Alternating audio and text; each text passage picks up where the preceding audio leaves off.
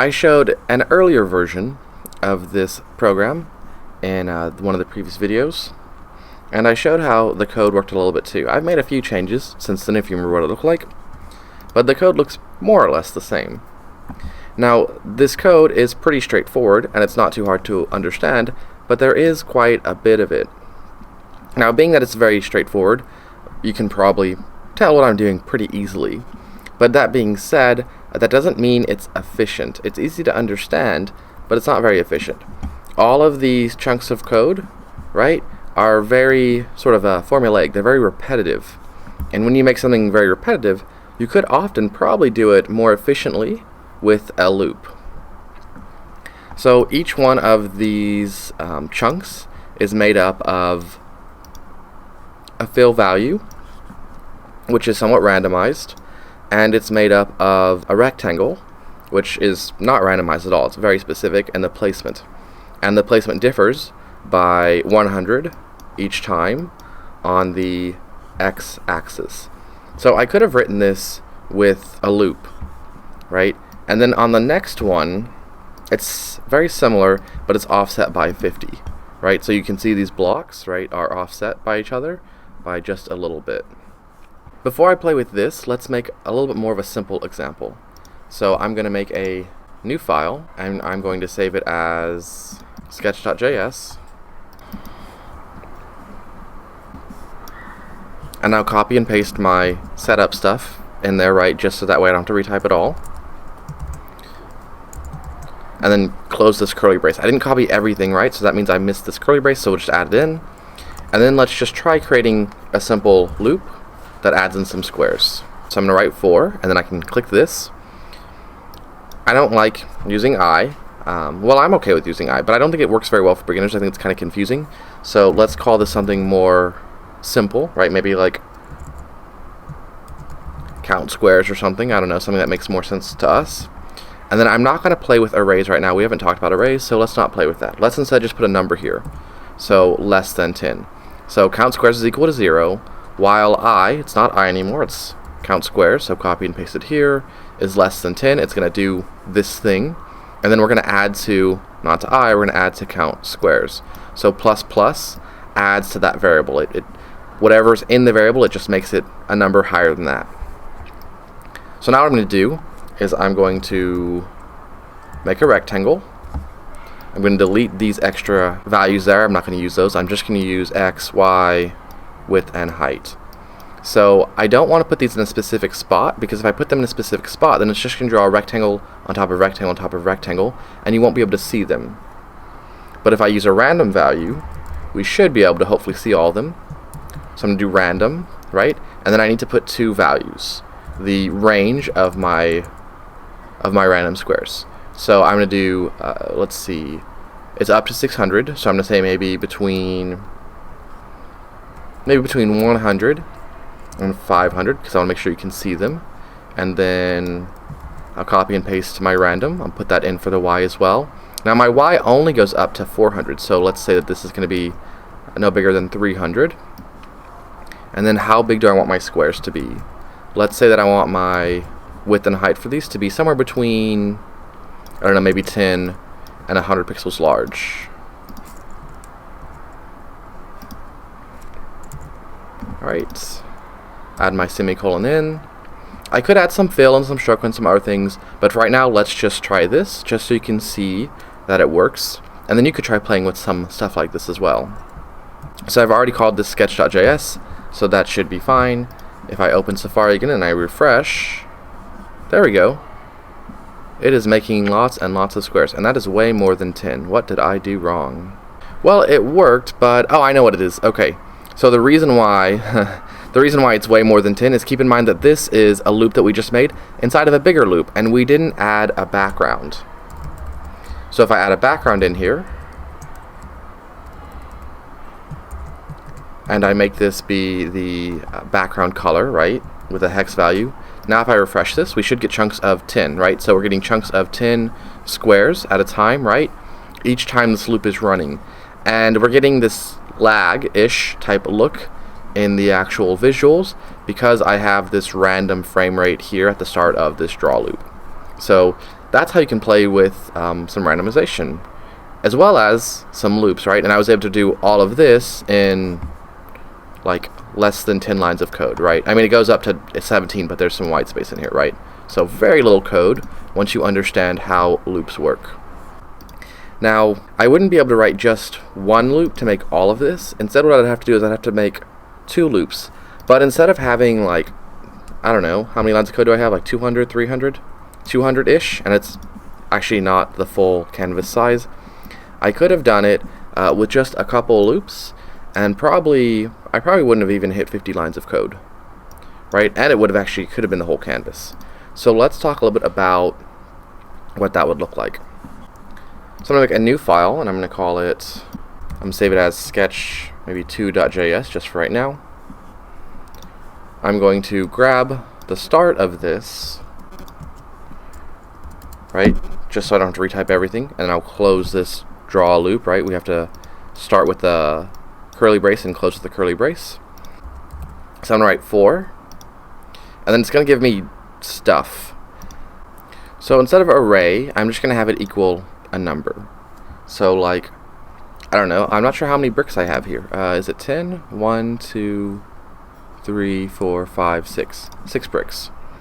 So while I is less than 6, then it will keep doing this, and each time this loop runs, it's going to add to I. So maybe I'll call this count blocks or something. It doesn't really matter what we use. I is very common, and you will see I used, but when you're learning, I don't know if I would use I. You can, it's up to you. Now what I'm going to do is, instead of array I, because that's not useful for me, I'm going to add in some of the code that I had from Sketch. So if I go into here, I can grab my rectangle and the fill code, right? I do need to change it a little bit, because right now this won't produce rectangle, rectangle, rectangle, rectangle. Because I've given it an absolute value for that position, it's just going to put rectangle on top of rectangle on top of rectangle on top of rectangle, and that's not what I want. So instead, I need to put something here in this first spot that will relate to the value of count blocks, or of I if I had left it that way. So instead, what I'm going to do is I'm going to say that, let's see, if I go back to sketch.js, each one of these differed by 100, right? So it's basically multiples of 100. So if I do count blocks multiplied by 100, that should work. I think that'll work. Let's try it. So I'm going to go over to my P5 folder. I'm going to rename, here it is, this sketch.js to, I don't know, something else. And actually I have a lot of stuff going on here. Let's simplify this.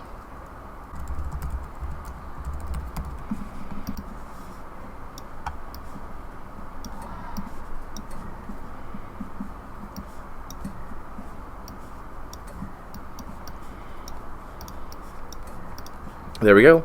This is all I need, right? The P5.js library, this library file, my hello.html, and my sketch file. Now this is the one that I recently made, right, up here. So this needs to be renamed to being sketch.js, because that's what the hello.html is calling it, right? I could have left it 2, but then I would have needed to change this to 2. Doesn't matter which ones we change, as long as the 2 match. So if we refresh this, let's see if it worked. It did. Right? So it's drawing all of those bricks for me, right? Very quickly and easily with just a little bit of code. Now, I also was increasing the randomization on each one of these, so I could do that too. That's not too hard to do.